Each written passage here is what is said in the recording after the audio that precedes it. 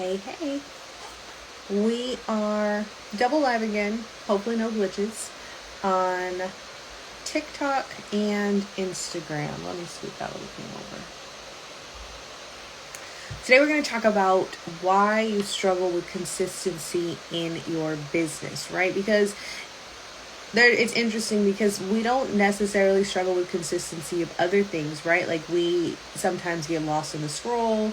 We sometimes, get lost in like consistently catching up with our shows, consistently catching up with drama, whatever it is, right? But when it comes to the business, there seems to be a struggle with consistency. You start and you stop. You say, okay, I'm going to go, I'm going to work on my business and to this caliber, 5 days a week, 6 days a week, whatever it is, right? And then suddenly the momentum, you don't keep up that momentum.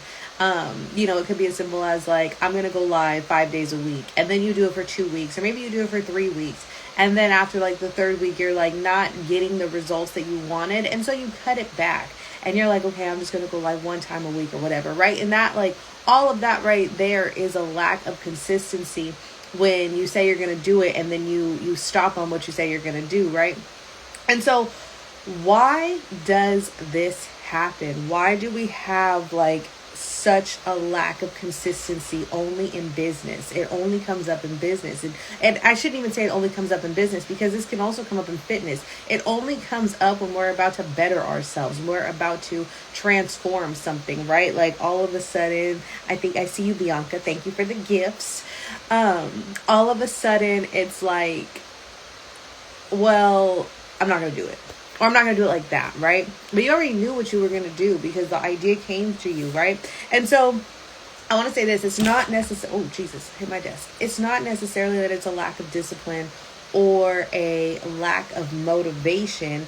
A lot of the times what happens is we're just so disconnected from the vision, right? We're so disconnected from what it is that we desire. We haven't fully embodied the process of the transformation. We haven't fully embodied what it's going to take to transform. And like I said, we can look at this from a fitness standpoint and from a business standpoint. If you look at it from a fitness standpoint, if you're going on a weight loss journey, right, there's a plateau period. There's a time period where it feels like it's not working, where you're not necessarily, if you're using the scale, right, you're maybe not seeing the scale move the way that you want it to.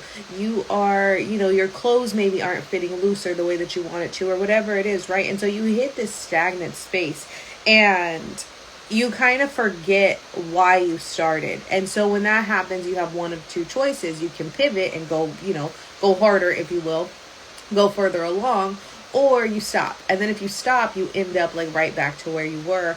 And then this is where the start and stop comes in. So when it comes to business and we do these same things where we do not stay consistent, it's because we don't have a strong hold on what our vision is. To have a strong hold on the business vision means that, one, it aligns with who you are internally and it came from your intuition, and you're trusting the process to obey the vision, even when you don't see that it's working, even when it feels like it's working just barely or not at all, right? I had somebody tell me this morning and they were like, the work that you're doing, it shows it compounds, right? I'm paraphrasing what she said, but basically what she was saying, she was like, the work that you do, the little work that you do every single day is actually what's a part of the transformation. That's what's going to make the big transformation happen when you look back.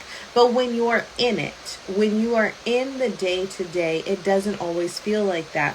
And when we can't pinpoint, we can't see the changes that have been happening, well, then sometimes it gets challenging to stay consistent, especially in the beginning. If you're not seeing the changes happening rapidly, which most of us do not, this is a slow growth, just like going on a fitness journey, then if you can't hold on to what has already transpired, you have to hold on to the vision. You have to be able to see what is ahead and what you are working towards, right? And so anytime we're disconnected from our vision, it's going to be more challenging to stay consistent, because there was another creator on here and she said, consistency regardless of results, consistency regardless of results. And that has always stuck with me because that's the truth. You have to remain consistent regardless of the results in front of you, right? we get out of touch with our why. And so when we're out of touch, like with our why, and which ties right back into the vision, again, then it's hard to stay consistent. Then it gets challenging to stay consistent because we don't really know why we're doing it. And this is why you will hear me preach all the time about an intuitive business vision. What the heck does that even mean? An intuitive business vision is something that comes from within. You will hear me preach on like meditating and journaling, because when you meditate and when you journal, you get to tap into your intuition. You get to tap into like the underlying thoughts, the inner thoughts, right? And then you get to understand why you created the business that you created, what your business is meant to do, what you're meant to move to, what you're meant to move through, right? And so when we become when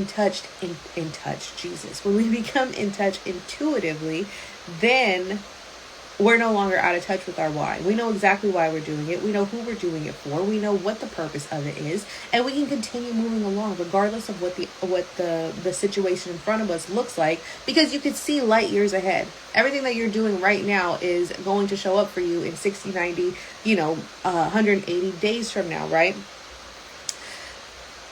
The other reason we struggle with consistency, overwhelmed from overconsumption. I can speak to this so clearly because it happens to me.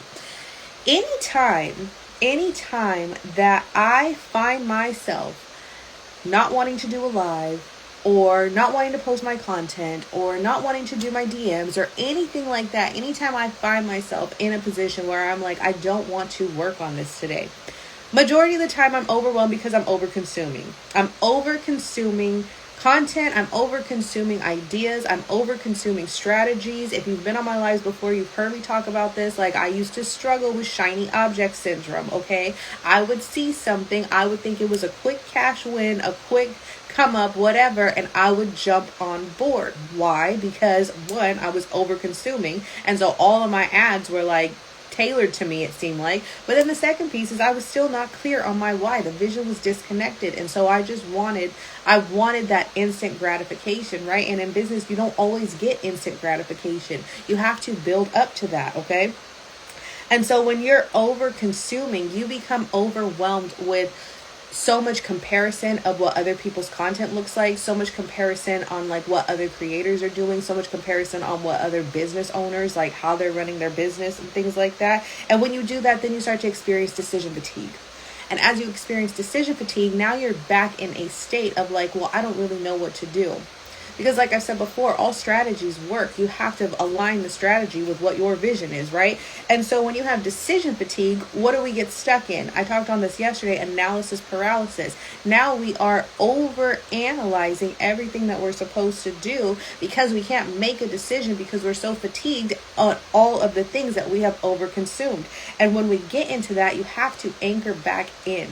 You cannot avoid the moments of stillness, right? And you will hear me like, you have to get back into meditating and journaling and really tuning back into the embodiment of who you are, what you do, what you're meant to do, and how you want to do it, how you're meant to do it, right? And when you get back into that, instead of over consuming, now you're in a space of creation. Now you get to create more. As you create more, you will see that consistency comes easier. And consistency comes easier because you're in tune with yourself. You're in tune with your vision. You're not comparing yourself to everybody else. You're not looking at, the 5 and 6 and 7 figure a month business owners when you're starting out. You believe like, okay, I'm going to get there, right? I'm going to make it happen. And you recognize that everybody started off at zero, and you're overall, aligned and in line with what it is that you're meant to be doing. And so when you get clear on things like this, and the clarity gets to essentially become your anchor, right? Your intuitive guidance becomes the driving force in your business. You have learned to check in with yourself, and you have learned that you can trust yourself, and you have learned that the decisions that you make are the decisions that you're meant to be making. Then you can start executing consistently. My words keep getting so jumbled up today. I'm like, I'm a little sleep deprived, and every time I'm sleep deprived, it comes up in my speech. I don't know what it is. Anyways, when you when you become, when you become clear and you're anchored in, then you start executing consistently because you are embodied in your why. When I first started in business years ago, I remember like hearing, well, what is your why? What is your why? And at the time, I didn't have like, I had a solid why, but it wasn't solid enough for me to maintain the faith to keep going. And that's why I struggled with the starting and stopping, right? And in hindsight, I see it was for a purpose, because now like my job is to teach others about that. I didn't know it at the time, but